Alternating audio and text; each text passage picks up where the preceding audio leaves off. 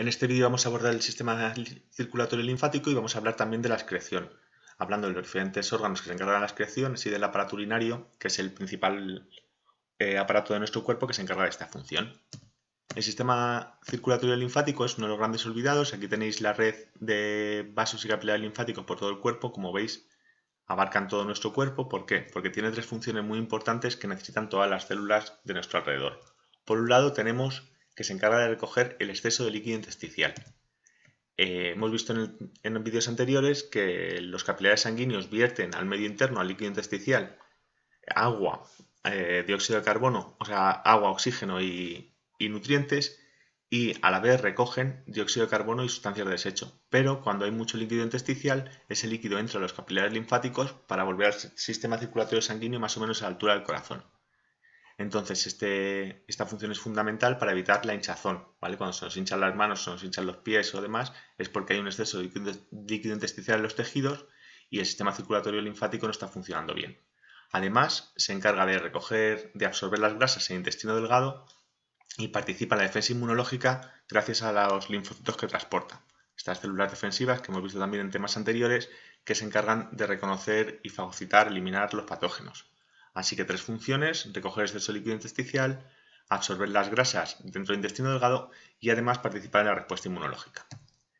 ¿Qué órganos tiene el sistema circulatorio linfático? Pues el sistema circulatorio linfático está formado por la linfa, que es el líquido, los vasos linfáticos, los órganos linfáticos que se encargan de funciones relacionadas con la maduración de la sangre y los ganglios linfáticos. Vamos a ver qué es cada cosa. La linfa es un líquido con una composición muy parecida a la del plasma intersticial. Al fin y al cabo se forma al recogerse el plasma intersticial del exceso de plasma intersticial que hay entre las células, y además es más rico en lípidos porque los absorbe en el intestino y de linfocitos porque vamos a ver que los ganglios linfáticos se encargan de producir estos linfocitos. Luego tenemos unos vasos linfáticos que se diferencian en dos tipos. Tenemos los capilares linfáticos. Los capilares linfáticos, como hemos visto en la anterior imagen, son unos vasos ciegos, es decir, no tienen salida. Y eso significa que en algún momento el fluido vuelve hacia atrás, ¿vale? No es como en el circulatorio sanguíneo, que la sangre va circulando todo el rato, nunca vuelve hacia atrás. En el caso del sistema linfático, sí. Y luego tenemos las venas linfáticas, que ya son más gruesas, que recogen la linfa de los capilares y que tienen esta forma tan característica. Tienen forma arrosariada, se llama, que parece una rosa, y además tienen válvulas semilunares para evitar el retroceso, porque si bien en los capilares sí que la linfa va en todas direcciones, en las venas linfáticas ya solo va en una dirección. Le llamamos venas porque se parecen más por el grosor de sus paredes y por las válvulas a las venas que a las arterias. Luego los órganos linfáticos, que son el timo, el bazo y la médula espinal, se encargan de madurar las células sanguíneas y también de reciclar, es decir, las células sanguíneas que ya no funcionan correctamente las destruye para poder usar los elementos que las forman y así crear nuevas células sanguíneas. Y por último, los ganglios linfáticos, que son ensanchamientos de los vasos linfáticos y su función es producir los linfocitos. Así que cuando estamos en una infección, cuando tenemos gripe o algún patógeno en nuestro cuerpo, estos ganglios se inflaman. Normalmente el médico te toca a ver si tienes los ganglios inflamados y eso significa que están los ganglios funcionando de más y se inflaman por tener un exceso de trabajo, digamos. Así que es muy característico para determinar si estamos enfermos o no. Cuatro componentes: la linfa, los vasos linfáticos, que tenemos dos tipos, capilares y venas, los órganos linfáticos y los ganglios linfáticos. Bien, vamos a empezar con la excreción. Recordad que las células producen en su metabolismo, en las reacciones químicas que producen para conseguir materia de energía, producen dióxido de carbono, ácido úrico, urea, sustancias de desecho. Estas deben ser eliminadas porque son tóxicas para nuestro cuerpo, así que van a la sangre. Y de la sangre son transportadas a los órganos excretores, que son los que se encargan de expulsar estas sustancias de desecho al exterior.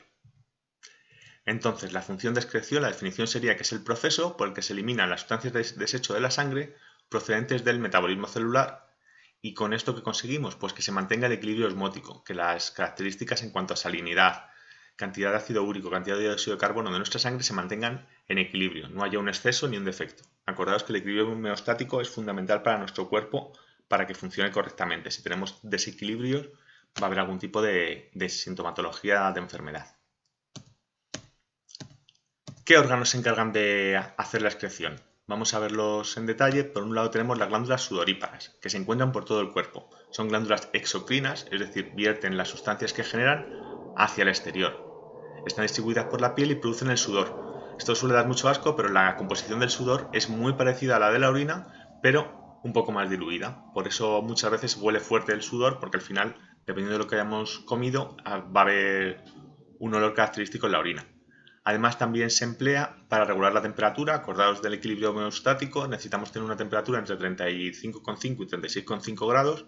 Entonces las glándulas sudoríparas expulsan este agua y al evaporarse el agua baja la temperatura. Así que las glándulas sudoríparas, dos funciones: eliminar desechos en forma de sudor y mantener la temperatura gracias a la evaporación del agua. El respiratorio, como sabéis, se encarga de expulsar el dióxido de carbono. Por lo tanto, también es un órgano excretor porque elimina sustancias de desecho al exterior. Luego tenemos el hígado. El hígado es, os he dicho varias veces, es uno de los órganos más importantes del cuerpo, tiene más de 150 funciones. Entre ellas está la eliminar residuos de la digestión, el reciclaje de glóbulos rojos y además algunos fármacos hacen trabajar extra al hígado porque en los fármacos hay sustancias que luego son consideradas de desecho. ¿Qué hace el hígado? Pues el hígado limpia y las moléculas que generan ese proceso, digamos, de limpieza se vierten en la bilis. De la bilis van al duodeno y con el duodeno se expulsa a través de la egestión con las heces. Entonces el hígado se encarga de eliminar un montón de sustancias de desecho provenientes de la nutrición, de los fármacos, del reciclaje de glóbulos rojos, lo vierte en la bilis y de la bilis al duodeno y del duodeno a las heces. Y por último, el sistema urinario, que elimina los productos de excreción a través de la orina, y vamos a ver su funcionamiento en detalle. Bien, el sistema urinario lo tenéis aquí delante. Está formado, por un lado, por dos riñones, el riñón derecho y el riñón izquierdo. Pasa como con el corazón, nos tenemos que imaginar que lo que vemos es una imagen especular, ¿vale? Así que aunque lo vemos a la derecha es el izquierdo, y aunque lo vemos a la derecha es el izquierdo. Y aunque lo vemos a la izquierda es el derecho, perdonad. Luego tenemos dos vasos sanguíneos principales, la aorta descendente, que se va a bifurcar luego para ir a las piernas, y dentro de la aorta salen dos arterias renales, una para cada riñón. Y luego tenemos la vena renal, que viene de los riñones hacia la vena cava inferior con la sangre ya reciclada. Luego tenemos los tubos que comunican los riñones con la vejiga, que son los uréteres, la vejiga, que es el órgano donde se acumula la orina, como bien sabéis, y por último la uretra, que es el conducto que comunica la vejiga con el exterior. Además están estas glándulas de aquí arriba, que son las glándulas suprarrenales, que las vamos a ver en el sistema endocrino, que son muy importantes porque generan hormonas tan vitales como la adrenalina. Como os decía, los riñones son los órganos donde se forma la orina. Vamos a ver vamos a ver la estructura en detalle y las nefronas, que son los órganos donde se produce esa orina. Luego tenemos los uréteres, que sale uno de cada riñón y los dos convergen en la vejiga y por ellos viaja la orina formada para acumularse en la vejiga. Tenemos la vejiga que acumula la orina para no tener que estar todo el rato miccionando, y por último la uretra, que comunica la vejiga con el exterior. Bien, ¿qué sabemos? ¿Qué estructura tienen los riñones? Pues los riñones tienen tres partes fundamentales. La corteza es la parte externa, luego una parte de médula, que son estas estructuras que veis aquí, más oscuritas, que ya van como hacia una dirección concreta, que es hacia la pelvis renal, que es esta parte blanca de aquí, que es donde ya se acumula la orina. Y luego tenemos la arteria renal, que es la que trae la sangre, y la vena renal, que es por donde sale la sangre. Acordaos que había una flecha que se dirigiría hacia el interior del riñón y aquí una flecha que sale del riñón hacia el exterior. Luego la orina formada converge en el uréter para viajar hasta la vejiga y hay unas estructuras bastante complicadas que vamos a ver en detalle, que son las nefronas. Entonces, la corteza está formada principalmente por nefronas. En la médula ya tenemos muchos tubos colectores y alguna nefrona, mientras que en la pelvis lo mayoritario lo que son principalmente tubos colectores, ya no nefronas. Funciones de los riñones. Por un lado, forman la orina para excretar las sustancias de desecho, limpian la sangre, digamos. Por otro lado, regulan la concentración de sales. Acordaros en la presión osmótica, el equilibrio osmótico. Es decir, tenemos que tener una concentración de sales de 9 gramos por litro. Si tenemos de más, el riñón las expulsa. Y si estamos justitos de sales, pues el riñón no las expulsa y lo devuelve a la vena renal. y además estimula la producción de glóbulos rojos para regular la presión arterial. Digamos que el riñón se encarga de ver que por la sangre va todo bien. Entonces, si hay pocos glóbulos rojos, el riñón lo nota y manda una señal a través de una hormona a los órganos del aparato linfático que producen las células sanguíneas. Pues vamos a ver la nefrona. Como hemos visto, están principalmente en la corteza del riñón, aunque también en la médula, y tiene esta estructura. Hemos pintado en rojo las arterias, ¿vale? Y las arteriolas, y luego en moradito las venas y vénulas. Las nefronas, ¿qué función tienen? Pues son los constituyentes básicos del riñón. El riñón está formado por cientos de miles de nefronas. Se encargan de filtrar y depurar la sangre y de formar la orina. ¿Y qué partes tienen? Pues tienen esto de aquí, es una arteria que se transforma en arteriola, pasa a ser capilar y es el glomérulo. Luego tenemos la cápsula de Bowman. Bueno, el glomérulo se encarga de verter todos los agua y nutrientes y sales a la cápsula de Bowman. Es decir, de aquí entra la sangre con su conformación normal y cuando sale es muy pobre en agua, es muy pobre en nutrientes y muy pobre en sales. Lo que le quedan principalmente son las células sanguíneas. Ni los trombocitos, ni los glóbulos blancos, ni los hematíes o eritrocitos salen del glomérulo. Por eso si alguna vez hay sangre en la orina, color rojo, es que algo no está funcionando bien, porque los glóbulos rojos no deben nunca pasar del glomérulo a la cápsula de Bowman. Vale, aquí tenemos la arteriola renal. La cápsula de Bowman, como os decía, es la bolsa donde se recoge todo lo que ha vertido el glomérulo. Es decir, si el glomérulo ha salido agua, nutrientes, sales, eso lo recoge el glomérulo para que pase por estos tubos de aquí.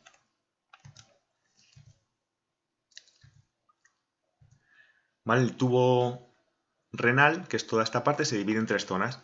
El túbulo contorneado distal, porque está más lejos de la médula, el tubo contorneado proximal, que está más cerca de la médula, y luego esta zona horquilla, que se suele llamar, que es el asa de Henle. Entonces, el tubo renal es este tubo que está doblado y a partir del cual se reabsorben el agua, los nutrientes y las sales que sean necesarias en la sangre para volver a la circulación sanguínea normal y dejar solo las sustancias de desecho y las sales que no necesitamos en la orina. Toda esa sangre que ya ha sido limpiada, como os decía, se recoge por las vénulas y los capilares y acaba en la vena renal, la vénula renal, que luego va a ser la vena renal y que se va a comunicar con la vena cava para volver al corazón y ser repartida por todo el cuerpo.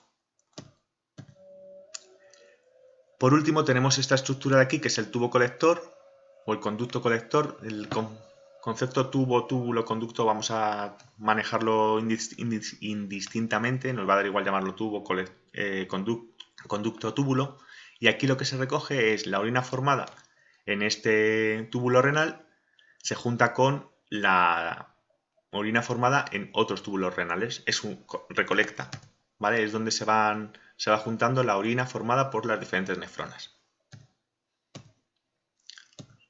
Bien, vamos a ver cómo funciona. Aquí tenemos un esquemilla en el que vemos los diferentes componentes que están en el plasma sanguíneo. Tenemos el agua, los nutrientes, residuos y sales. Como hemos hablado, la sangre entra por la arteriola renal, llega al glomérulo y el proceso de filtración glomerular hace que todos los nutrientes, el agua y las sales pase a la cápsula de Bowman. De la cápsula de Bowman se van moviendo por el túbulo renal y se produce lo que se conoce como reabsorción. Es decir, el agua y los nutrientes vuelven a la sangre y en la parte distal las sales también vuelven a la sangre, las sales que necesitemos. Esto está regulado por una hormona, no es nuestro contenido, pero el funcionamiento correcto de las hormonas hace que el funcionamiento del riñón sea correcto.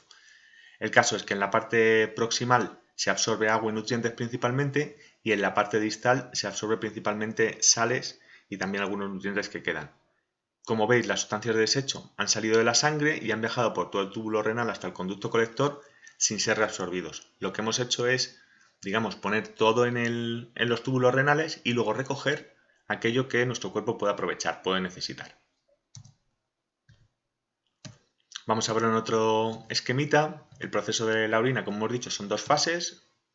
Si este es el glomérulo, estos son los capilares sanguíneos y esto amarillito, en un esquema muy sencillo, es el conducto renal, tenemos dos etapas. Por un lado, la filtración. La filtración, lo que hemos dicho, las sustancias del plasma sanguíneo, agua, nutrientes, sustancias de desecho y sales, pasan al tubo de la nefrona. Entonces, hemos vaciado la sangre de contenido, digamos. Ese contenido se vuelve a recuperar, ¿dónde? En la reabsorción.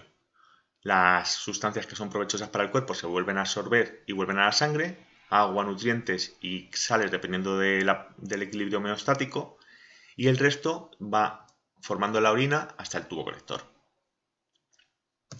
Bueno, espero que haya quedado claro. Como siempre lo trabajaremos en clase. Un saludo.